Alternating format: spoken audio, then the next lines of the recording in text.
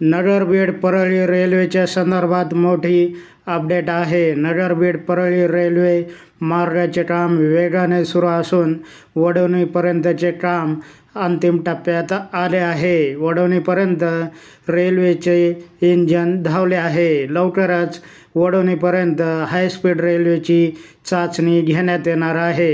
High speed railway इंजिनची चाचणी वडवणीच्या railway स्टेशनपर्यंत लवकरच घेण्यात येणार आहे. तुर्तास या ठिकाणी रेल्वे इंजिन धावले आहे. चला बघूया सविस्तर व्हिडिओ.